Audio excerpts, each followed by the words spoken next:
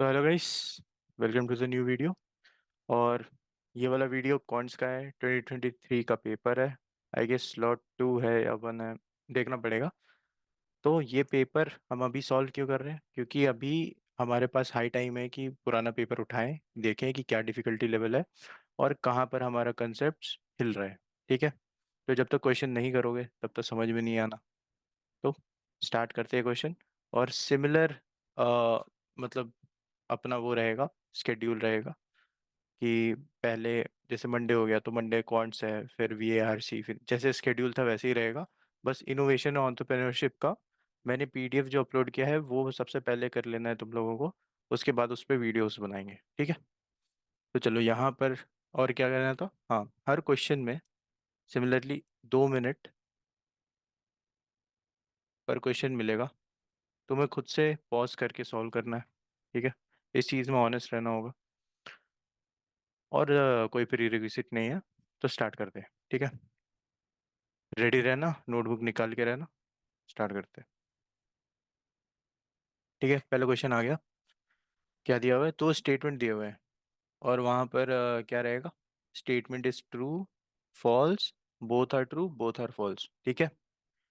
यहाँ पर दो स्टेटमेंट दिए हैं, दोनों को ट्रू फॉल्स प्रूफ करना है और जैसा भी है वैसा ऑप्शन चूज करना है, ठीक है ना। तो चलो, स्टेटमेंट 1 क्या कह रहा है? A saving account at bank A pays 6.2% interest compounded annually. Compound interest annually. Bank B saving account pays 6% compounded semi-annually. Okay, semi-annually है. Bank B is paying less total interest each year. Okay, दोनों का interest निकालना है और principal same है, ठीक है। Principal same है तो ए का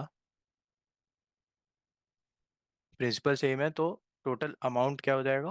पी इंटू 6.2, सॉरी, मैं डायरेक्ट लिख दे रहा हूँ, तुम्हें समझ में आ जाना चाहिए मैं क्या लिख रहा हूँ। ए का अमाउंट क्या होगा?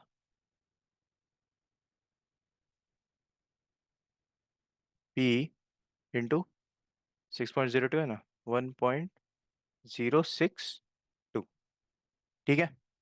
ये होना चाहिए पहले ईयर का, फर्स्ट ईयर का। अब यहाँ पर देखो बी का क्या है। बी का अमाउंट क्या आएगा? वो आएगा तुम्हारा 6% है, सेमी एनुअली है, तो ये हो जाएगा। ये समझ में आया सबको? ये चीज़ समझ में आ गया? ये चीज़ जो मैंने किया है यहाँ पर, समझ में आ गया ना। सेमी एनुअली है तो रेट हाफ हो जाता है और एन जो है, जो टाइम पीरियड है, वो 2 टाइम्स मल्टीप्लाई हो जाता है, ठीक है। तो फर्स्ट ईयर का ये, ठीक है। ईच ईयर का बोल रहा है इंटरेस्ट, तो पहले फर्स्ट ईयर का ही निकाल लेते हैं, ठीक है। तो यहाँ पर फर्स्ट ईयर में टोटल इंटरेस्ट जो भी है वो कितना बनेगा? 6.2% ऑफ प्रिंसिपल, ठीक है। और फर्स्ट ईयर में बी का कितना बनेगा? 1.03, दो बार मल्टीप्लाई कर दो तो कितना हो जाएगा? 1.0609, ठीक है। इसका मतलब क्या हुआ? जो इंटरेस्ट है वो 6.09% बन रहा है। तो ऑब्वियसली यहाँ पर 6.2% बढ़ा है, तो स्टेटमेंट 1 ट्रू है। ये समझ गए? ये समझ गए, ठीक है। चलो स्टेटमेंट 2 देखते हैं।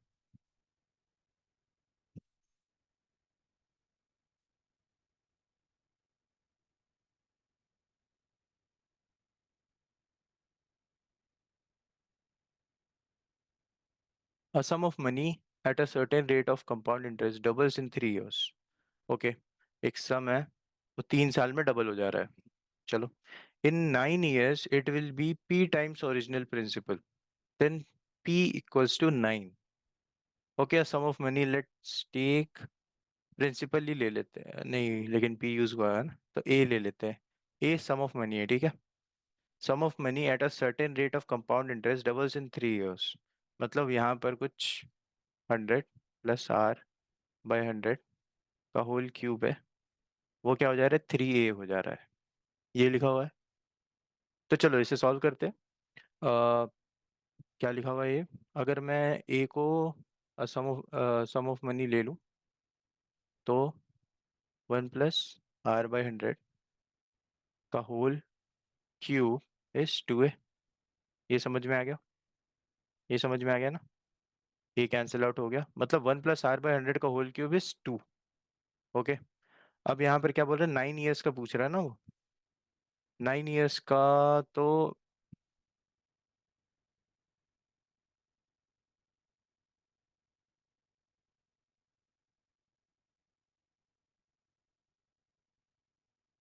होल 9, ये 9 है, तो इसको एक काम करते हैं, इसको एक काम करते हैं, इसको ऐसे लिख सकते हैं क्या, क्यूब का होल क्यूब, ऐसे लिख सकते हैं ना? तो ये वैल्यू तो तुम्हें पता ही है क्या है, ऊपर से उठाओगे तो दिस इज 2,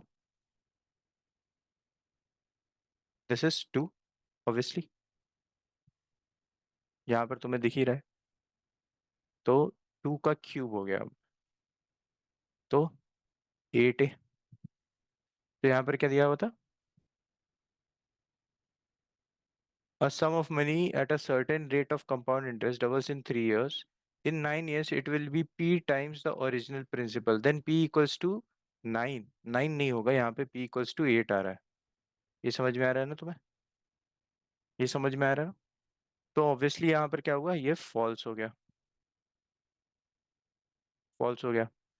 तो यहाँ पर हमारा कौन सा ऑप्शन आएगा, 1 is true but statement 2 is false, option C. ठीक है, ये समझ गए? तो चलो नेक्स्ट क्वेश्चन पे चलते हैं।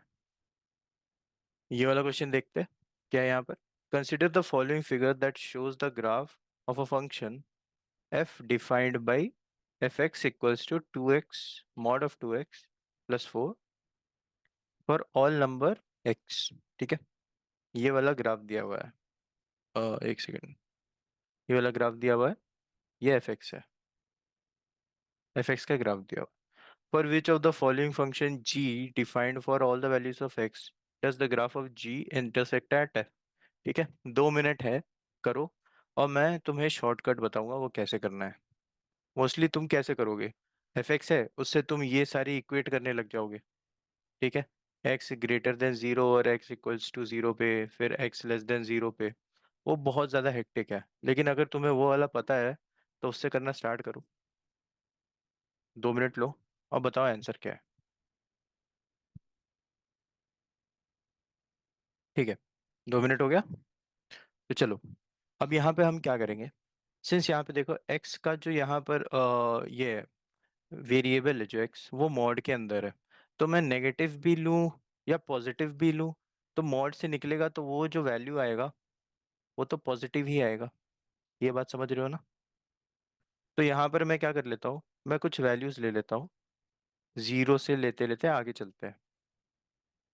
0 1 2 3 4 5 6 7, मतलब बीच में कहीं भी हमारा वैल्यू आ जाए, क्योंकि ये सीमैट है ऑब्वियसली, सीमैट है, ये ज़्यादा टफ क्वेश्चंस नहीं पूछता, एनटीए ज़्यादा टफ क्वेश्चंस नहीं पूछता। तो मोस्टली थोड़ा सा स्ट्रगल आएगा, लेकिन इस वाले मेथड से भी हो जाएगा। ठीक है, तो ज़ीरो डाल के देखो यहाँ पर, तो ज़ीरो यहाँ पर है तो यहाँ 4 आ जाएगा, यहाँ पर कहीं 4 नहीं आ रहा है, कहीं नहीं आ रहा है, कुछ नेगेटिव्स में जा रहे हैं। ठीक है, 1 डाल कर देखो तो 6 आ जाएगा यहाँ पर, 1 में 6 आ रहा है, 1 में 4 आ रहा है, 1 में 0 आ रहा है, 1 में 5 आ रहा है, और 1 में 1 आ रहा है। ठीक है, 2 डाल के देखते हैं, 4 + 4 8।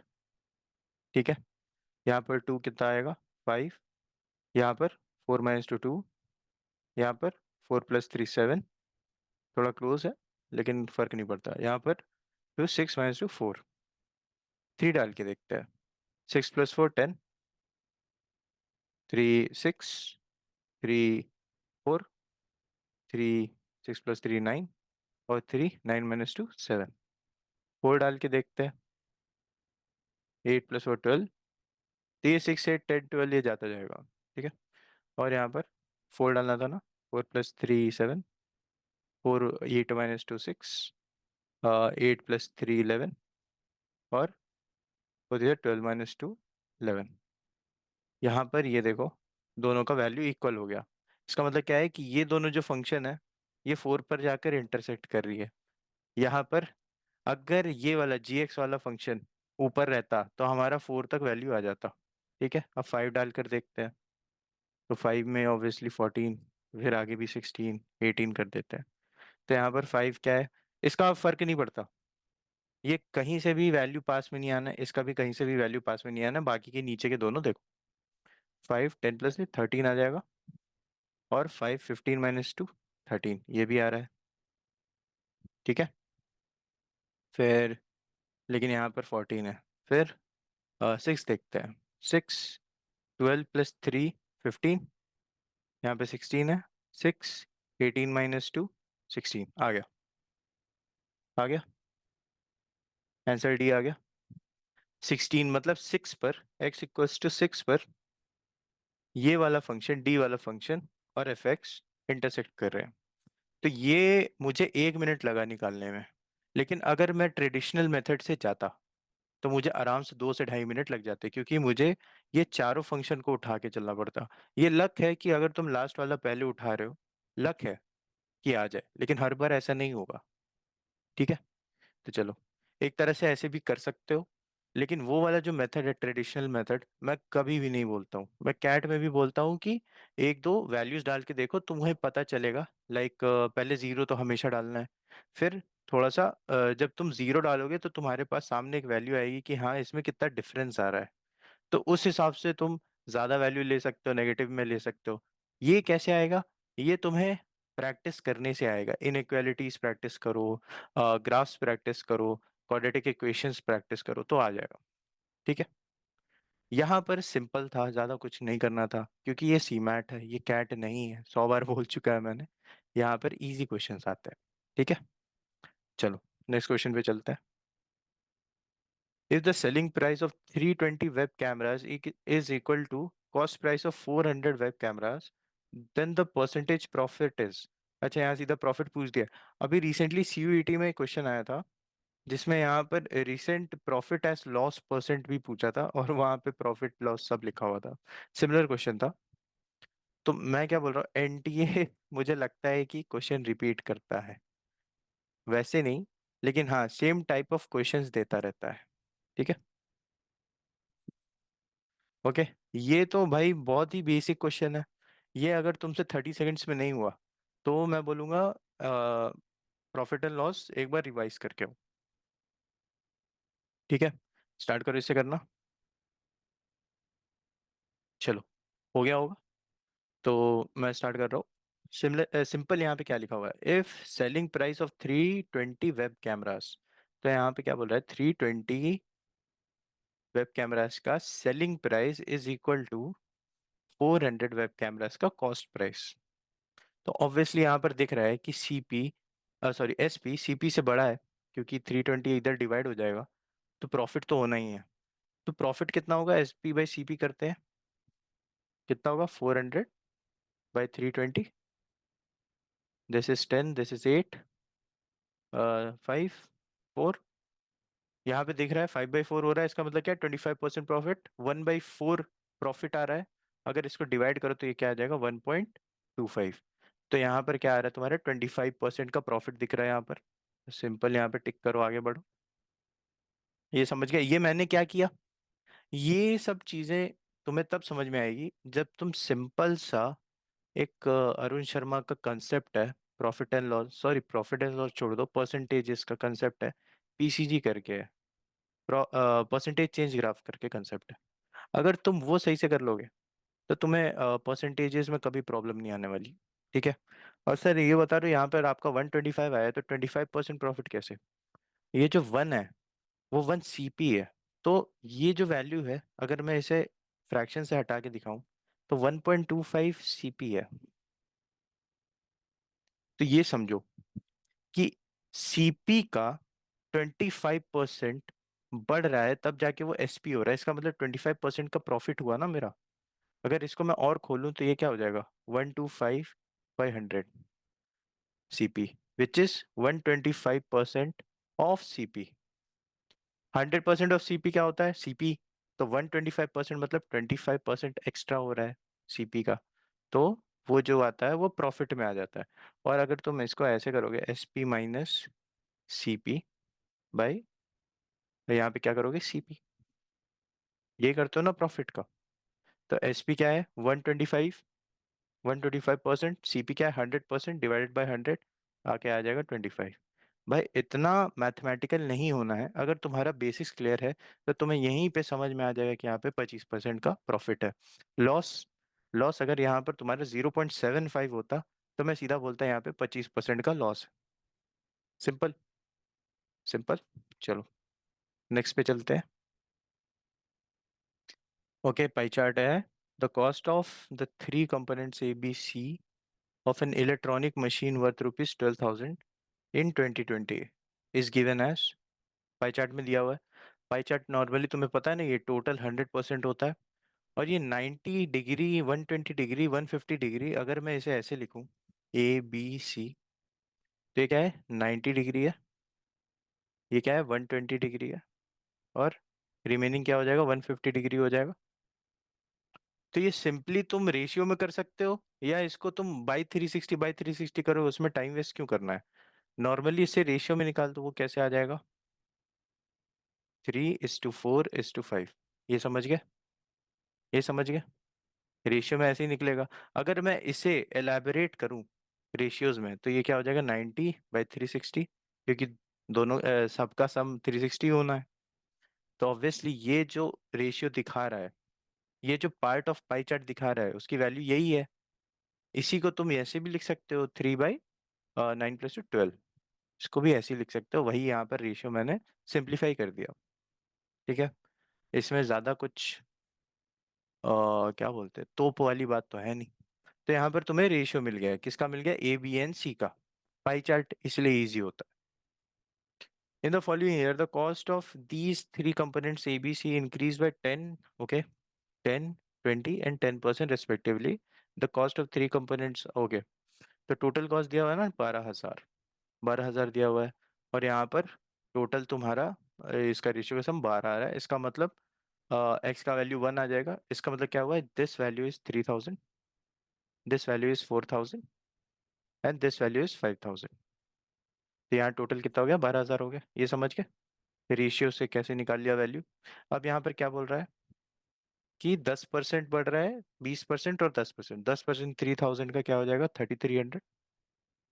20% 4,000, मतलब 400 का 80 होता है, तो 4,000 का 800 हो गया, तो 4,800।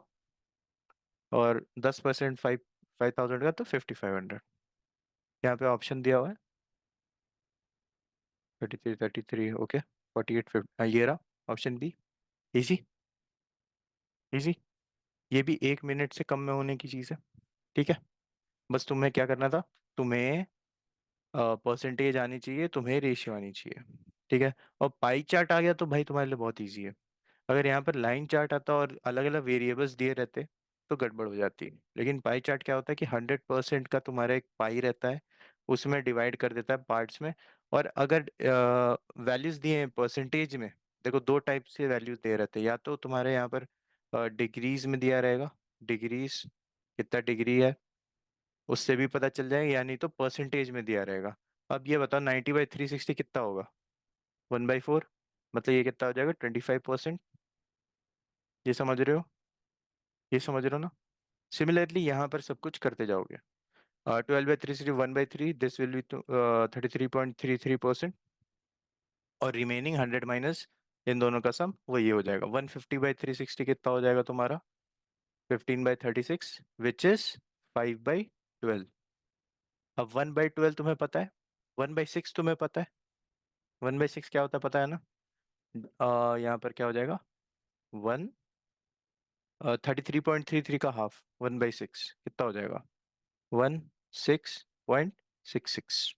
ठीक है, अब इसका भी हाफ, इसका भी हाफ, तो क्या हो जाएगा, 8.33। अब इसमें इंटू 5 कर दो, तो कितना हो जाएगा, 15, 16, 41। 41.65% इज दिस वैल्यू। ये कैसे निकला, देखो 5/12 है, तुम्हें बस क्या याद रखना है, 1/2, 1/3, 1/4, 1/5, 1/6। तुम्हें कहाँ तक याद रखना है, 1/11 तक। ठीक है, 1/6 याद नहीं है तो 1/3 का हाफ कर दोगे, मतलब 3/2 कर दोगे। तो ऑब्वियसली तुम्हारा 1/6 निकल जाएगा, और सॉरी हाफ बोल रहा हूँ, 1/3 इंटू टू कर दोगे तो 1/6 आ जाएगा। ये समझ रहे हो? इसका मतलब क्या हुआ कि तुमने फिर उस वैल्यू को टू से डिवाइड कर दिया। टू से डिवाइड किया तो क्या आ जाएगा, 1.666, या लास्ट में 7 भी लगा दो, फर्क नहीं पड़ता मेरे को। लेकिन ये वाला ज़्यादा इजी है कि 133.33 करते रहोगे, 16.66 करते रहोगे तो ज़्यादा इजी रहेगा। फिर इसको 1/12 कैसे करोगे, इसको भी बाई टू से डिवाइड कर दोगे तो 8.333 हो जाएगा। Simple, simple. ठीक है। तो यहाँ पर तुम्हारा क्या सीख मिलता है कि तुम्हें fraction, decimal and percentage chart revise करना है, रिवाइज करना है। ठीक है।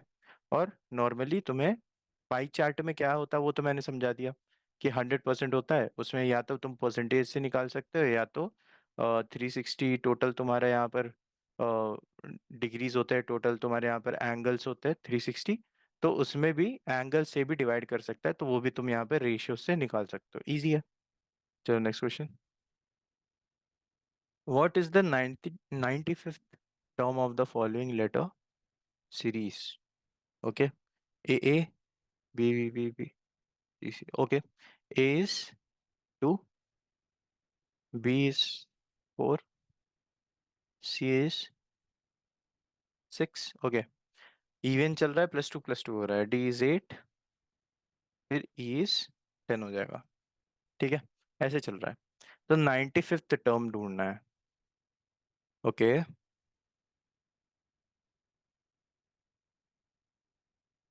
तो ए यहाँ पर 2 है, बी यहाँ पर 4 है, और ए और बी के सारे टर्म अगर मिला दे तो कितने हो जाएंगे, 6 हो जाएंगे। इसका मतलब क्या हो रहा है कि ये जो भी टर्म्स हैं इनको अगर मैं ऐड करूं और मैं 95th सम तक पहुंचूं, तो 95th जो रहेगा वो क्या रहेगा ये पूछ रहा है वो। इजी है, 2 मिनट करो, 2 मिनट में कर लो। चलो, हो गया। तो देखो सिंपल यहाँ पर क्या है, तुम एपी भी लगा सकते हो, लेकिन एपी तक जाने की जरूरत भी नहीं है, नहीं है। यहाँ पर अगर मैं एन को नंबर ऑफ टर्म्स ले लूँ, तो यहाँ पर मैं ये देख रहा हूँ कि 2 4 6 8 10 है, तो एक काम करते हैं, टू को कॉमन ले लेते हैं, टू को कॉमन ले लेते हैं तो क्या आ जाएगा, 1 2 3 4, कंटिन्यू टू एन। ये समझ रहे हो? तो तुम्हें पता है ना, 1 + 2 + 3 टिल एन का फॉर्मूला क्या है, n × n+1/2। ये पता है ना? तो ये क्या आ जाएगा यहाँ पर, n × n+1। अब इसकी जो वैल्यू है, अ, हमें क्या चाहिए, 95th टर्म चाहिए ना, और ये इवन में जा रहा है, तो ऑब्वियसली 95th कोई एंड टर्म नहीं होगा या कोई स्टार्टिंग टर्म नहीं होगा, ये कहीं तो बीच में रहेगा इवन के।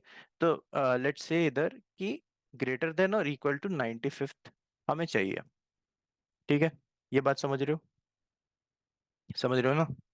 तो अब यहाँ पर 95, तो अगर n को मैं 8 रखता हूँ तो 8 × 9 तुम्हारा 72, तो 9 रखता हूँ तो 90 आएगा। तो n अगर इक्वल्स टू 9 रखूंगा तो इसका सम जो है 90 आएगा, लेकिन this is not greater than 95, तो हमारे को n का वैल्यू क्या रखना पड़ेगा, 10 रखना पड़ेगा। ठीक है, n का वैल्यू 10 रखेंगे तो 110 आएगा। तो n का वैल्यू 10 ही हमारा आंसर है। अब तुम मुझे ये बताओ, 10वें नंबर पे कौन सा अल्फाबेट आता है, A B C D ऐसे करके? तो नॉर्मली हमें याद है 10वें तक कि एंड में क्या आता है, जे आता है, फिर टी आता है। ये याद है ना सबको? 20 तम टी होता है, 10 तम जे होता है। तो एन का मतलब असली में जो टर्म है यहाँ पर आंसर है वो क्या हो जाएगा, जे हो जाएगा। ये समझ रहे हो? तो ऑप्शन यहाँ पर सी, जे। ठीक है, इजी था। इसको एपी में कैसे करोगे, अगर सेम टर्म में ले लूँ 2 4 6 8 ऐसा ले लूँ, तो इसका सम क्या हो जाता है, n/2 a+l। अब a+l, ए यहाँ पर 2 है लेकिन l लास्ट टर्म हमें नहीं पता, तो हम दूसरा फॉर्मूला करेंगे, 2a + n - 1 × d। तो 2a क्या हो जाएगा, 4, n-1 इंटू डी क्या है, 2 है। ठीक है, 2 से डिवाइड कर रहा हूँ मैं, ये 2 हो जाएगा और ये गायब हो जाएगा। ठीक है, तो n आ गया 2 प्लस n-1। तो ये भी वही बन गया तुम्हारा जो हमने यहाँ पर निकाला था, n+1। ये भी समझ गए, ये भी समझ गए, सेम चीज़ है। लेकिन इजी कौन सा है तुम्हें ही पता है। चलो आगे बढ़ते हैं। A certain sum of money earns a simple interest of 800 over 2 years period. Okay, एक सम ऑफ मनी है, 800 कमा लिया उसने। ओह, 2 years पीरियड, ओके। ध्यान देना, यहाँ भी 2 years पीरियड होगा। और इन्वेस्टर सेम रेट और same period. Okay, 2 years period है। तो 2 years पीरियड में तुम्हें ये पता होगा ना, 2 years पीरियड के बहुत सारे फॉर्मूलेज हैं। 2 years पीरियड का दो फॉर्मूला मैं लिखवा देता हूँ, शॉर्टकट है। CI/SI will be 200 plus R which is the rate per annum by 200। और दूसरा क्या है, CI - SI will be P into R by 100 का होल स्क्वायर। ये तो बहुत इंपॉर्टेंट फॉर्मूला है। सर ये कहाँ से आया, ये कहाँ से आया। 2 साल है, 2 साल है। तो R/100 करोगे अगर, तो 100 की वैल्यू कितनी होगी, बताओ। नहीं बता, हटाओ। 2 साल है, 2 साल है। तो ये समझो, P 1 + R मतलब 100 प्लस R/100। या ऐसे भी मत समझो, फॉर्मूले से नहीं, नॉर्मली मैं बता देता हूँ। अगर अगर 100 ले लिया मैंने इनिशियल वैल्यू, और उसे 10% पर एनम से मैं बढ़ा रहा हूँ, ये कंपाउंडली बढ़ाता हूँ तो कितना आ जाएगा। फर्स्ट ईयर में तो दोनों सेम रहेंगे, 110 आएगा फर्स्ट ईयर में। ये CI है, ये SI है। ठीक है, फर्स्ट ईयर में तो दोनों सेम रहते हैं। ये भी 10% से बढ़ता है, NRT/100, P = NRT/100। ठीक है, तो 110। तो SI क्या आएगा यहाँ पर, 10। और CI क्या आएगा यहाँ पर, 10। अब समझो CI में अमाउंट अब ये हो गया है। ठीक है, तो ये अमाउंट जब हो गया है, तो इसको जब मैं फिर से 10% पर एनम से बढ़ाऊंगा, तो ये कितना वैल्यू देगा मुझे, 11, विच विल बी 1 to 1। ये वैल्यू आ जाएगा मेरा, अ, ये वैल्यू आ जाएगा मेरा 1 to 1 आ जाएगा। अब यहाँ पर CI कितना हुआ 2 साल में, इट विल बी 21। CI कितना हो जाएगा, 21। बट यहाँ पर SI तो 10 ही बढ़ेगा ना, तो टोटल SI कितना हो गया, 20। ये समझ गए। अब यहाँ पर तुम समझो, डिफरेंस कितना आ रहा है, 21 है और 20 है, तो डिफरेंस 1 का आ रहा है। ये समझ रहे हो। तो 1, अगर मैं इसको ऐसे कर दूं, CI/SI, तो कितना हो जाएगा, 21/20। तो दिस विल बी 20 + 1/20। अब तुम्हें यहाँ पे कोई सिमिलैरिटी दिख रही है। रेट कितना था, 10% था, 10% था। अब ऊपर नीचे दोनों को ×10 कर दो, तो कितना आ जाएगा, 200 + 10/200। फॉर्मूला ऐसे नहीं बनता, तुम्हें समझा भी दिया। चलो समझ भी लो। अब ये CI - SI समझाओ तुम्हें, भाई उसमें टाइम लग जाएगा, क्योंकि उसे पूरा पी एन वो मतलब पूरा फॉर्मूला बेस समझाना पड़ेगा। ये मैंने तुम्हें एग्जाम्पल से समझा दिया, समझ गए। अब समझ गए तो तुम्हें ये फॉर्मूला याद रह जानी चाहिए। ठीक है, फॉर्मूला भी याद रह जाएगी।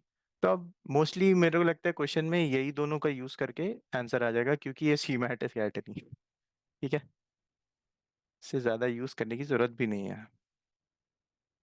अगर तुम्हें ये फॉर्मूला याद होता, तो तुम्हारे 30 सेकंड में आंसर आ जाता। क्या करना है, 800 है SI 2 साल में, and same sum of money invested at the same rate of interest and same period on a compound interest basis, answer rupee 900। तो CI/SI करो, 900/800 करो, 200 + R/200। तो यहाँ से रेट ऑफ इंटरेस्ट मिल जाएगा तुम्हें, और निकालना क्या है, व्हाट इज द सम। तो CI - SI करो, यहाँ पे P है, R/R तो तुम्हें पता ही चल गया क्या है। तो उसमें आर का वैल्यू पुट करो, एस आई माइनस सी आई कितना हो जाएगा, 100 हो जाएगा। पी का वैल्यू निकाल लो। इजी। चलो कर भी देता हूँ मैं। सी आई कितना है, 900/800, कितना आ जाएगा, 200 प्लस R/200। जीरोस हटाओ। ओके। और यहाँ पर कितना हो जाएगा, 1800 प्लस टू 1600 प्लस 8, तो 200 हो गया। तो आर की वैल्यू क्या आ गई, 200/8। ठीक है। अब इसको मैं यहाँ पर पुट कर रहा हूँ, सी आई माइनस एस आई कितना है, 100 है, 9 - 800। ठीक है। तो ये हो जाएगा P इंटू 200/8 डिवाइडेड बाई 100 का होल स्क्वायर। तो ये हो गया 2, ये हो गया 4। तो P, ये हो जाएगा P/16। तो यहाँ पर P की वैल्यू क्या आ गई, 1600। इजी। इजी। बी ऑप्शन है। इजी था। ठीक है। चलो नेक्स्ट क्वेश्चन पे चलते हैं। Is the time right now? 8:30. Okay. If x is greater than 0, then which of the following expressions are equal to 36% of? Oh, let me check. What is this 36% of? Let me check. Sorry, पता नहीं question ऐसा, it might have not taken those values क्योंकि fraction में लिखे होंगे। Let me check. 5x/12. Okay.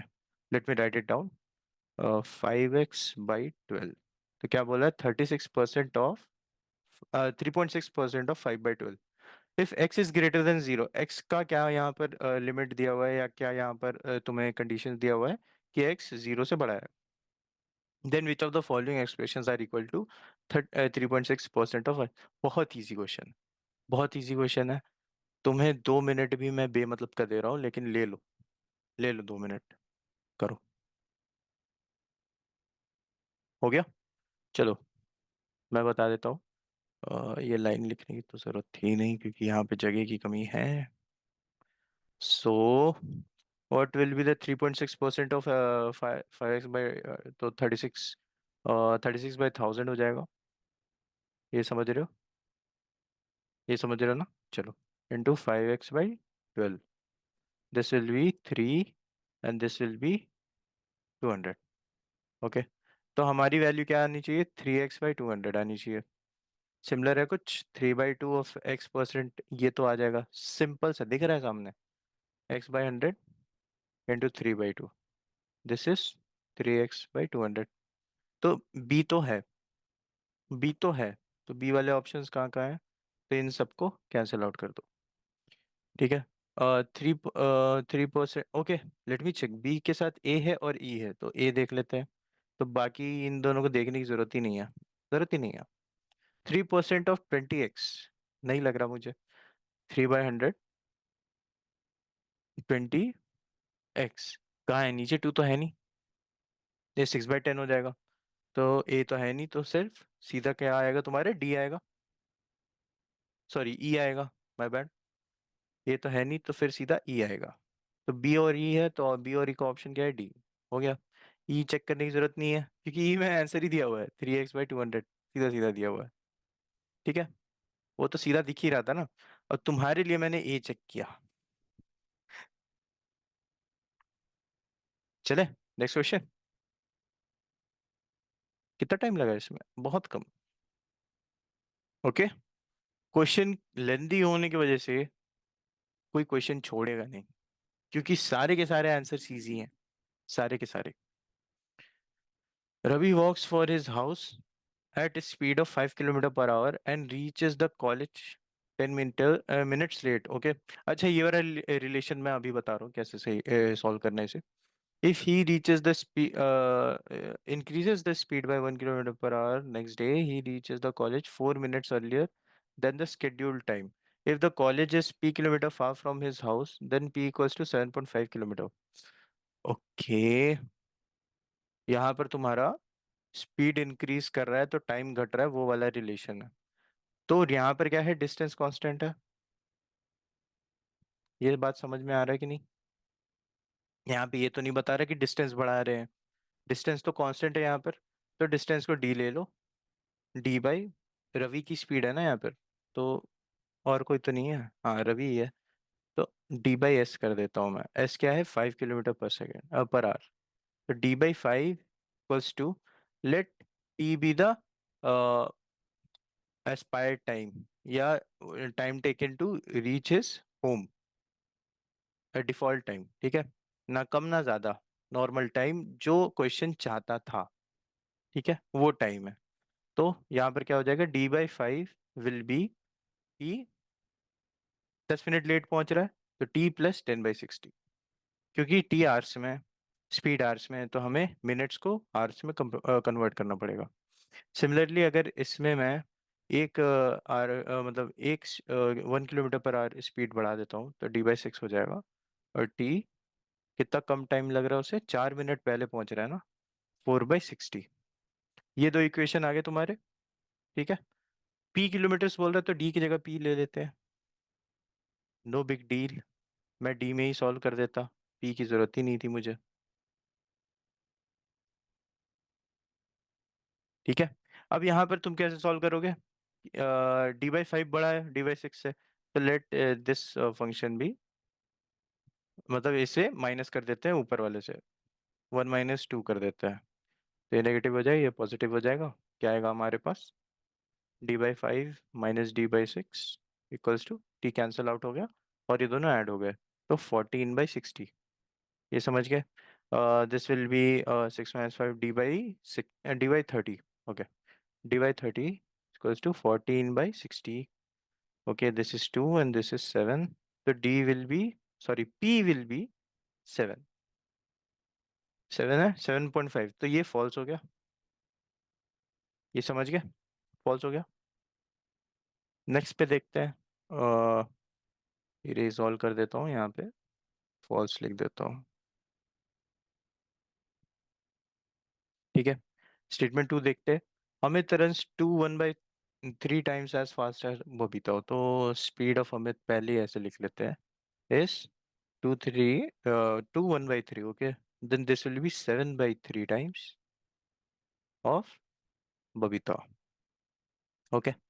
If Amit gives Babita start of 80 meters. Okay, अब यहाँ पर ये बनाना पड़ेगा, यहाँ से दोनों चल रहे हैं और यहाँ पर पहुंचना है। अमित ने 80 मीटर्स का स्टार्ट दे दिया, किसको, बबीता को।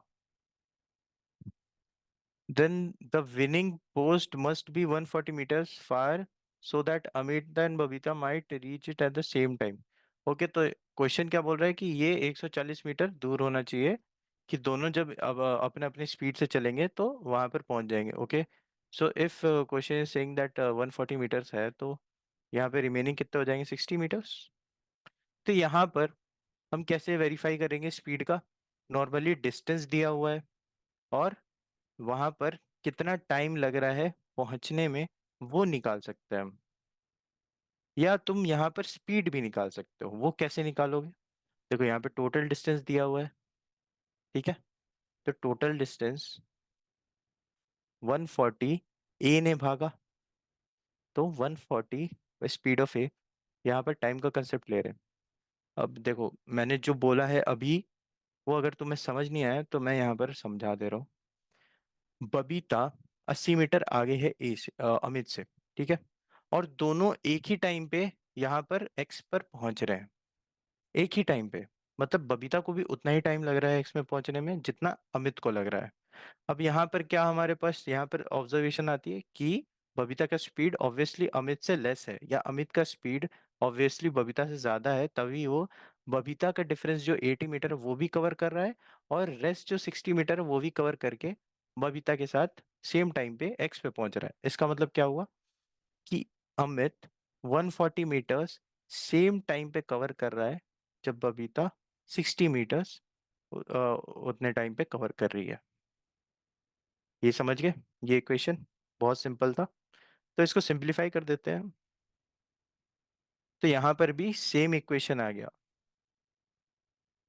या ऐसे कर देते हैं, या हाँ चलो सेम इक्वेशन आ गया, इसको ऐसे कर देते हैं, ऐसे बाई एस बी, इज 7/3, और यहाँ पर भी सेम ही आ गया, विच इज 7/3। तो ये ट्रू हो गया। तो यहाँ पर कौन सा ऑप्शन रहेगा हमारा? Statement 1 is false but statement 2 is true. T हो गया। समझ गए? स्पीड टाइम एंड डिस्टेंस कितना इजी है। बस कहाँ पे रिवॉल्व करता है ये? कभी टाइम कांस्टेंट रहता है, कभी डिस्टेंस कांस्टेंट रहता है, कभी स्पीड कांस्टेंट रहता है। बस यही चीजें होती हैं। जब टाइम कांस्टेंट होता है तो तुम्हें डिस्टेंस और स्पीड में डील करना है, जब डिस्टेंस कांस्टेंट होता है तो स्पीड और टाइम में डील करना है, और जब स्पीड कांस्टेंट होता है तो डिस्टेंस बाय टाइम करके स्पीड को इक्वेट किया जा सकता है। ये भी समझ गए? या एवरेज स्पीड का कंसेप्ट आ सकता है यहाँ पर। ठीक है। ज्यादा क्वेश्चंस नहीं बनते, यही क्वेश्चंस बनते हैं कि कब कोई कांस्टेंट हो गया। चलो आगे बढ़ते हैं। Let ABC be the ages of 3% PQR, okay, respectively, where ABC are natural numbers. Natural number है, जीरो नहीं हो सकते। मतलब obviously एज है तो जीरो कैसे होगा?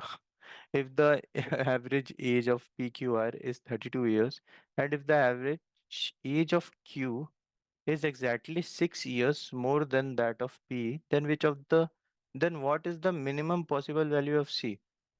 Minimum possible value, यहाँ पर कोई कंडीशन दिया ही नहीं है, मिनिमम कैसे निकालेंगे?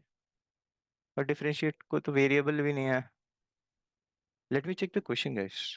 Question 10 minutes. Okay, here's a correction. This is A greater than equal to B greater than equal to C. अब क्वेश्चन समझ में आ गया मुझे। सिंपल है ये भी। ठीक है, 2 मिनट है आपके पास, आप इसे सॉल्व करिए। थोड़ा मतलब थोड़ा सा कॉमन सेंस लगाना है, बाकी काम हो जाएगा। ठीक है, सॉल्व करो। चलो हो गया। नहीं हुआ तो बता देता हूँ मैं। एवरेज है, क्या लिया हुआ है? Average of PQR is 32 years। तो सिंपल है, जो सम होगा इनके एजेस का, और यहाँ पर मैं PQR लिख देता हूँ मेरे रेफरेंस के लिए। ये क्या हो जाएगा? 32 × 3 विच इज 96 years। ठीक है। And if the age of Q is exactly 6 more than that of P। Okay, यहाँ पे Q का एज जो कि B है, ओके, इसको ABC के फॉर्म्स में लिख देता हूँ। A+B+C is 96। ओके, अभी Q जो है वो exactly 6 years more than P है। तो यहाँ पर मैं B जैसे Q years है तो इसे A के टर्म्स में कैसे लिख सकता हूँ मैं? A+6। ठीक है, +C विच इज 96। तो this will be 2A+6+C equals to 96। अब आगे क्या दिया हुआ है? Then what is the minimum possible value of C? Minimum possible value of C, आप ही बताओ। ये रिलेशन देख के C का मिनिमम वैल्यू क्या आएगा? B, because C is greater than और इक्वल टू B, तो ऑब्वियसली C का मिनिमम वैल्यू क्या है? B है। ये समझ में आया कि नहीं? तो B का यहाँ पर वैल्यू क्या था? A+6। तो यहाँ पर एक बार और A+6 कर देते हैं, 96। So 3A+12 is 96। तो इसे 3 से हटाओ, A+4 is 32। Then A will be your 28 years। Okay, ये समझ में आ गया। वैल्यू क्या पूछा था? किस चीज का वैल्यू पूछा था? Minimum value of C। Okay, तो A 28 years है तो B का वैल्यू क्या आ जाएगा? +6 विच इज 34, और दिस इज C मिनिमम। तो ऑब्वियसली हमारा आंसर ये होगा 34। हो गया? समझ गए? इतना सिंपल था। मैक्सिमम मिनिमम का कंसेप्ट, जब तुम्हें यहाँ पर रिलेशन दिया हुआ है तो फिर फर्क क्या पड़ना है? यहाँ पर B का मिनिमम वैल्यू क्या आता है ये बताओ? A। तो यहाँ पर अगर तुम B का मिनिमम वैल्यू निकालने चलते तो क्या होता? ऑब्वियसली उसे A पुट करके तुम पूरा सॉल्यूशन करते, और B का मैक्सिमम वैल्यू क्या है? C। तो जब ये तुम्हारा इनइक्वालिटी दिया हुआ है, तुम यहाँ पे मिनिमम मैक्सिमम से डरने का ही नहीं, सिंपल सिंपल कॉमन सेंस लगाने का और क्वेश्चन सॉल्व करने का। ठीक है, चलो। Given below are two statements. Okay यार, फिर statement A number of distinct eight letter words are possibly using the letters of the word syllabus. Okay, okay, okay, okay. PNC आ गया क्या? If a word is chosen at random, then statement one, the probability that the word contains the two s together is one. Okay, probability PNC का ही concept है. चलो ठीक है. अब मुझे ये बताओ, सिलेबस के लेटर्स यूज करके तुम कितने वर्ड्स बना सकते हो? होप कि तुम लोग ये भूल नहीं गए होगे कि 1 2 3 4 5 6 7 8 8 है. 4 5 6 7 8. ओके, 8 ब्लैंक से ज्यादा बड़ा ब्लैंक्स बना दिया मैंने. Let me correct this. हम सबसे पहले क्या करते थे? ब्लैंक्स बनाते थे. ओके, 8 ब्लैंक्स बन गए. अब इसमें क्या करते थे हम? इसमें हम नॉर्मली हर ब्लैंक्स पे कितने वेज से हम वैल्यू पुट कर सकते हैं वो लिखते थे. ठीक है. अब यहाँ पर सिंपली दिया हुआ है, यहाँ पर कोई कंडीशन नहीं है.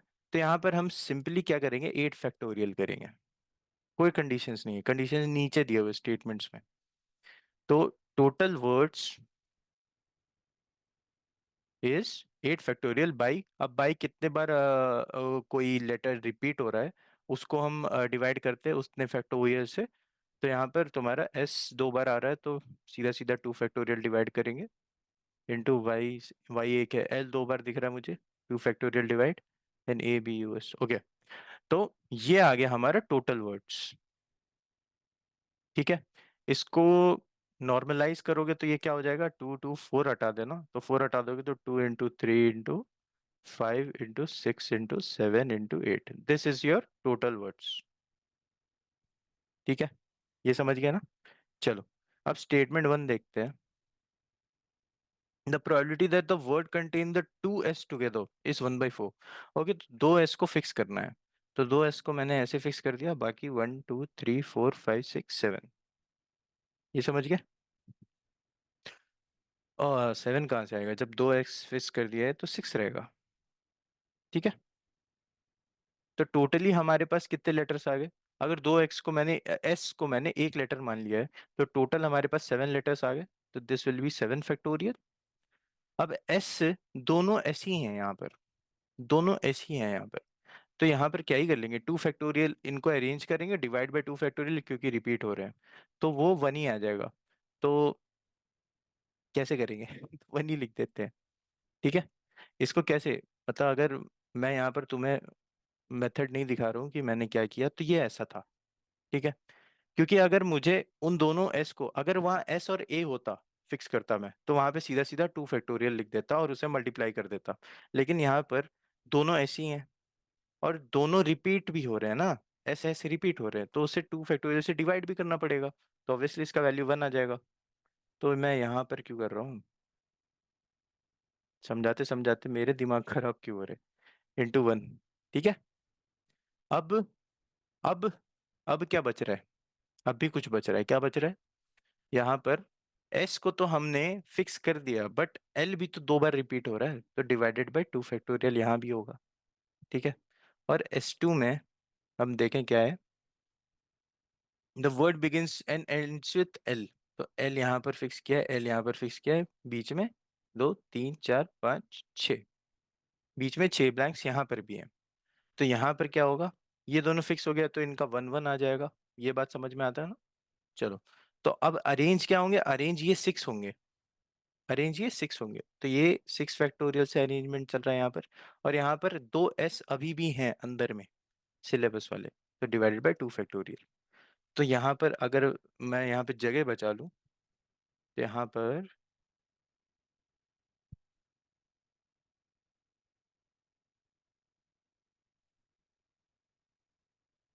जगह की कमी है यार थोड़े. S1 की वैल्यू क्या आई थी हमारी? 7 फैक्टोरियल बाय 2 फैक्टोरियल. और S2 की वैल्यू क्या आई थी हमारी? 6 फैक्टोरियल बाय 2 फैक्टोरियल. ठीक है. अब सिंपली हमें प्रोबेबिलिटी निकालनी है तो S1 बाई टोटल वर्ड्स और S2 बाई टोटल वर्ड्स करना रहेगा. तो कितना हो जाएगा? 7 फैक्टोरियल डिवाइड बाई 2, तो ये आ जाएगा 3 into 4 into 5 into 6 into 7 divided by 2 into 3 into 5 into 6 into 7 into 8. तो 5 6 गया, 7 भी गया, 3 भी गया, this went for 2 times and this goes for 2 times, तो आ गया वैल्यू यहाँ पर 1/4।